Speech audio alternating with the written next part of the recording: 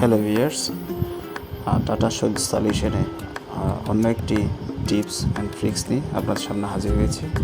আজকে আমরা দারুণ একটি টিপস নিয়ে কথা বলবো, যা আমাদের এক্সেল কাজ অনেক সহজ করে দেবে।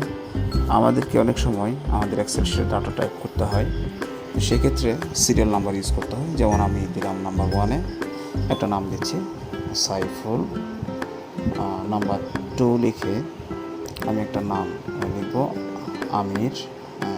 আমির। এরপরে নাম্বার 3 সিরিয়াল নাম্বার দিয়ে আরেকটি নাম লিখছি সোহেল। নাম্বার 4 সিরিয়াল দিয়ে আমি আরেকটি ডাটা বা নাম ইনপুট করছি, নামটা হচ্ছে ফয়সাল লিখছি।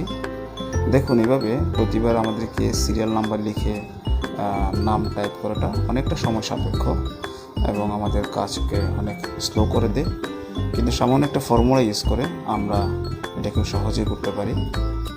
দেখুন, এই জন্য আমি ডাটাগুলোকে ক্লিয়ার করে নিচ্ছি। তো আমরা এখানে একটা ফর্মুলা ইউজ করব। প্রথমে লিখব ইকুয়াল টু ইফ। আমরা ইফ ফর্মুলাটা এখানে ইউজ করব। আমরা ফার্স্ট ব্র্যাকেট ইউজ করছি। যেহেতু আমাদের বি কলামের সাপেক্ষে সিরিয়াল নাম্বারটা ইনপুট হবে, সেক্ষেত্রে আমরা দিব এখানে বি। আমরা ইউজ করব বি সিরিয়ালটা। বি ইনপুট করে বি রেফারেন্সে আমাদের সিরিয়াল নাম্বারগুলো বাড়বে। আমরা B2, যেহেতু আমাদের সিরিয়ালটা B2-তে আছে, আমরা ইকুয়াল টু দিব।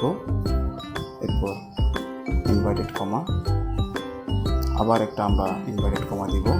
এরপরে কমা, এরপর আমরা ইউজ করবো আবার ইনভার্টেড কমা, আবার ইউজ করবো ইনভার্টেড কমা। এরপর কমা দিয়ে আমরা যে রো রেফারেন্সে আমরা সিরিয়াল নাম্বারগুলো ইউজ করব, সেই রোটা আমরা এখানে ইউজ করব।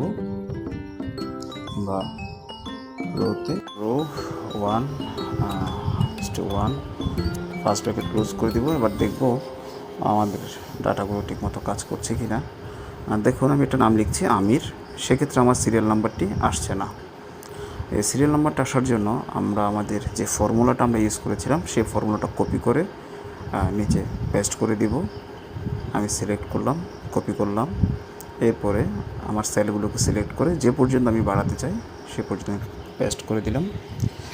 দেখুন, এবার আমি যখন একটা ডাটা ইনপুট করব বা একটা নাম আমরা লিখব, অটোমেটিক্যালি আমাদের সিরিয়াল নাম্বারটি চলে আসছে।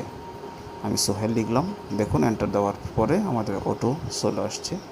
এবং লিখব রাফি, অটো আমাদের সিরিয়াল নাম্বারটি চলে এসছে।